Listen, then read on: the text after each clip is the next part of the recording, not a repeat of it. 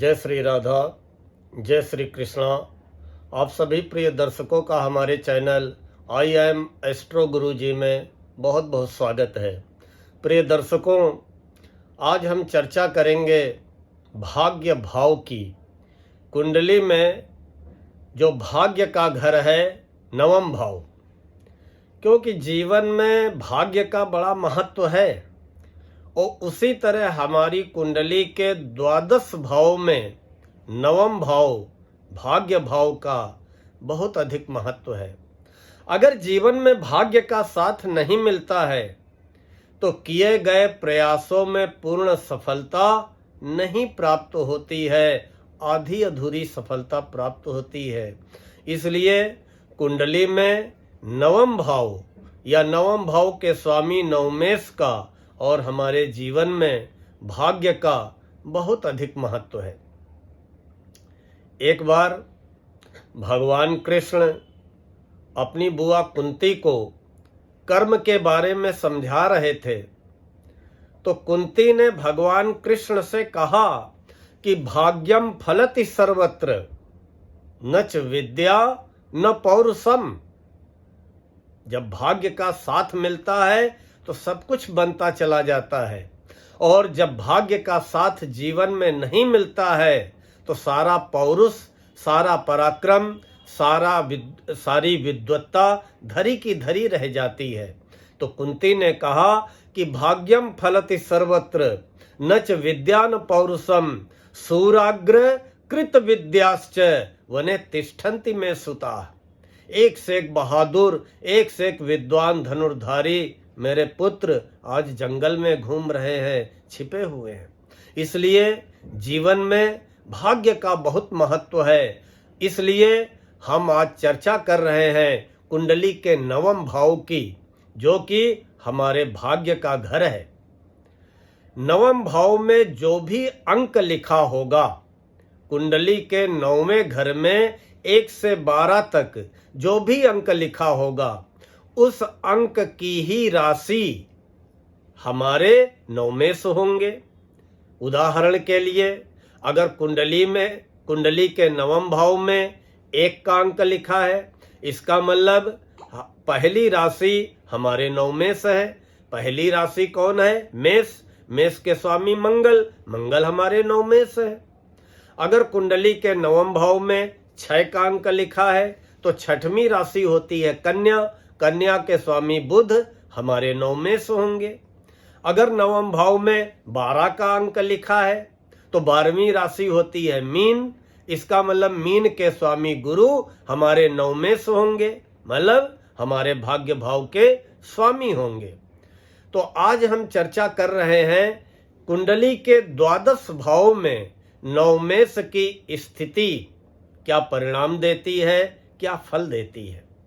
सबसे पहले चर्चा करेंगे नवमेश की लग्न में। नवमेश का कुंडली के प्रथम भाव लग्न में अगर स्थित है तो क्या फल देंगे। अगर हमारे नवम भाव के स्वामी नवमेश हमारी कुंडली के प्रथम भाव अर्थात फर्स्ट हाउस लग्न में स्थित है तो वो भाग्यवान बनाएंगे, सम्मानित बनाएंगे, जगह जगह सम्मान दिलाएंगे, सदाचारी बनाएंगे, सच्चरित्र बनाएंगे, सुंदर बनाएंगे, विद्वान बनाएंगे, लोकप्रिय बनाएंगे, बुद्धिमान बनाएंगे, और ऐसा जातक नौकरी करने वाला होता है। अगर नवम भाव के स्वामी नवमेश हमारी कुंडली के द्वितीय भाव सेकेंड हाउस दूसरे घर में विद्यमान है तो दूसरा घर धन का होता है, परिवार का होता है, कुटुंब का होता है। नवमेश की द्वितीय भाव में स्थिति उस जातक को विद्वान बनाएगी, लोकप्रिय बनाएगी, धनी बनाएगी, दानी बनाएगी, उदार बनाएगी, परिवार और संतान का सुख प्राप्त होगा। अब चर्चा करते हैं नवमेश की तृतीय भाव में स्थिति की। अगर हमारे भाग्य के स्वामी नवमेश कुंडली के तृतीय भाव में होंगे तो तीसरा घर होता है भाई बहनों का, पराक्रम का, मित्रों का। ऐसे दर्शक का भाई बहनों मित्रों से अच्छे संबंध होंगे, धनी होगा, चतुर होगा, मित्रों और परिवारीजनों के प्रति स्नेह रखने वाला होगा और अपने मित्रों और परिवार के सहयोग से ही अपना भाग्योदय करने वाला होगा। तृतीय भाव में नवमेश की स्थिति बहुत महत्वपूर्ण स्थान रखती है। क्यों? क्योंकि तीसरे घर में नवमेश बैठकर पूर्ण दृष्टि से अपने नवम भाव को देखते हैं, तो ऐसी स्थिति भाग्यशाली बनाती है। अब हम चर्चा करेंगे नवमेश की चतुर्थ भाव में स्थिति की। अगर हमारे नवमेश कुंडली के चतुर्थ भाव में स्थित है, कुंडली का चौथा घर भूमि, भवन, वाहन और माँ के सुख का होता है, समस्त सांसारिक सुखों का होता है। अगर हमारे भाग्य के स्वामी कुंडली के चतुर्थ भाव में स्थित है तो भूमि, भवन, वाहन का सुख देंगे। माँ की ओर से सभी प्रकार का सुख प्राप्त होगा। माता पिता का भक्त बनाएंगे, माता पिता की सेवा करने वाला बनाएंगे।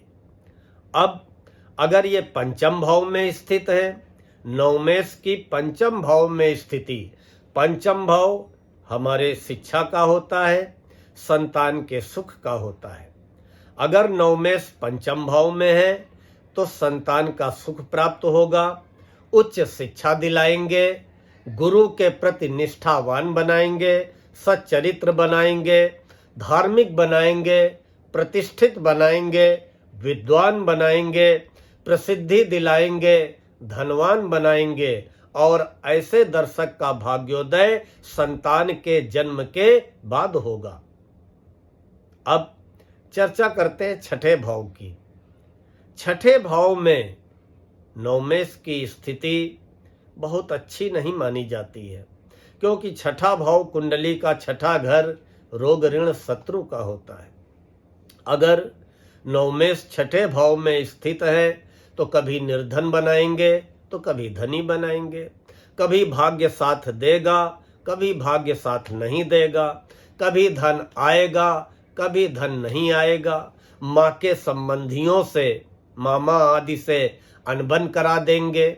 उसके अलावा शत्रुओं से दुखी रखेंगे और ऐसा जातक आधे अधूरे कार्य करने वाला होता है। कोई कार्य शुरू किया, बीच में ही उसको अधूरा छोड़ दिया और खाने पीने का शौकीन होता है।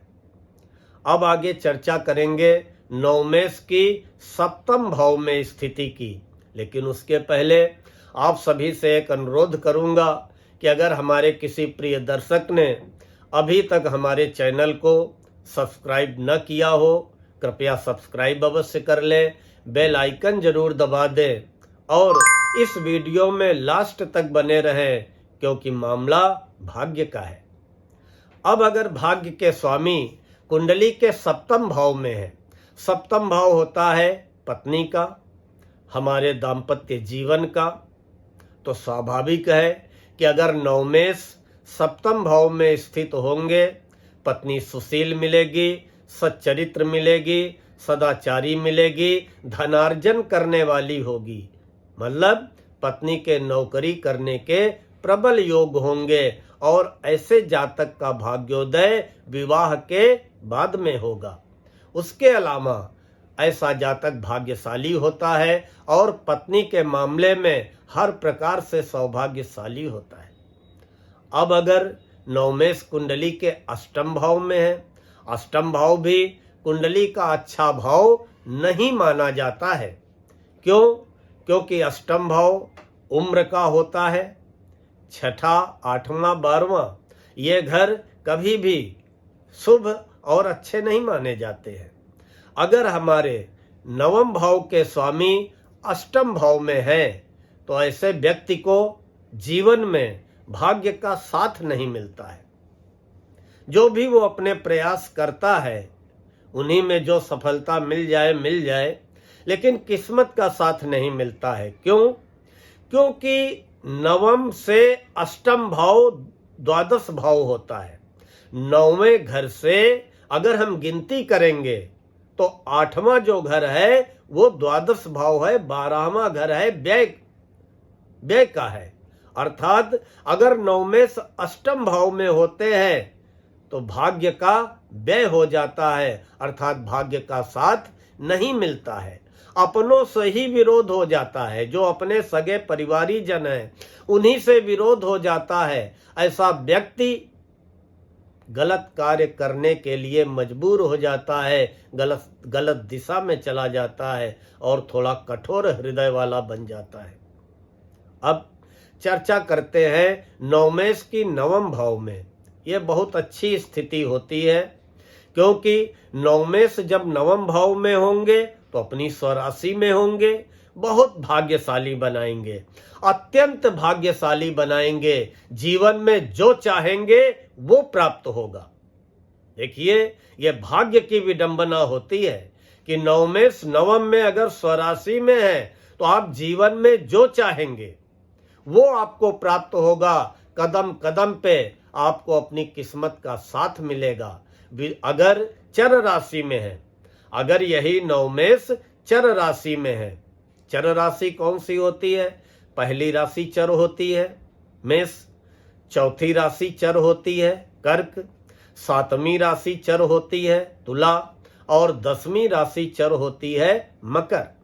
तो अगर नवमेश नवम में चर राशि में हुए तो विदेश यात्रा अवश्य कराएंगे। पिता दीर्घायु होंगे और पिता ऐश्वर्यशाली, ऐश्वर्यवान, धनी होंगे। अब चर्चा करते हैं नवमेश की 10म भाव में स्थिति की।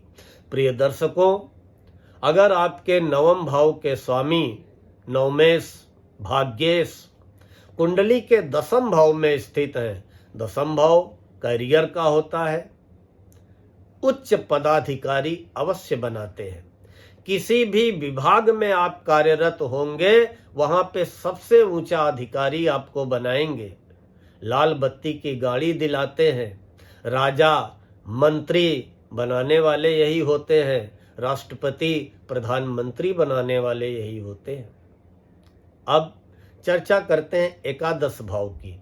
नवमेश अगर कुंडली के 11वें घर में है, 11th हाउस में है, तो 11th हाउस आय का होता है, लाभ का होता है, बड़ा ही कुंडली का अच्छा और शुभ भाव होता है।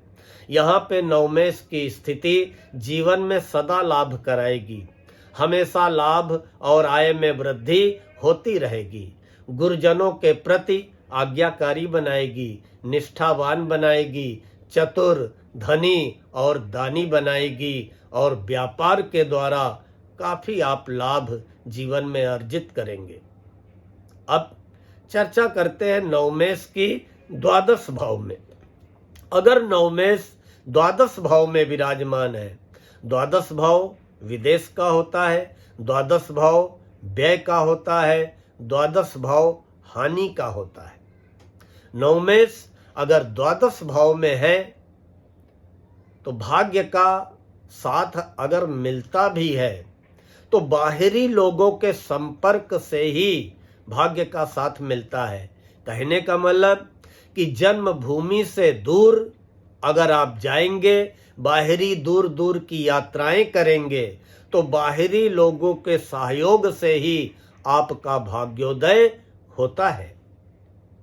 स्वदेश में या अपने घर में या अपनी जन्मभूमि में भाग्योदय नहीं होता है। और ऐसा जातक जो भी कमाता है, ऐसी परिस्थितियां बनती हैं कि सारा कमाया हुआ धन खर्च होता रहता है और धन की कमी अखरती रहती है। धन अच्छे कार्यों में ही खर्च होता है, लेकिन फिर भी धन की कमी का एहसास होता रहता है। लेकिन उसको जन्मभूमि के दूर जाने पे प्रसिद्धि अवश्य प्राप्त होती है। प्रिय दर्शकों, अगर आज का ये वीडियो पसंद आया हो तो लाइक व कमेंट अवश्य करें और आगे फॉरवर्ड अवश्य करें। जय श्री राधा, जय श्री कृष्ण।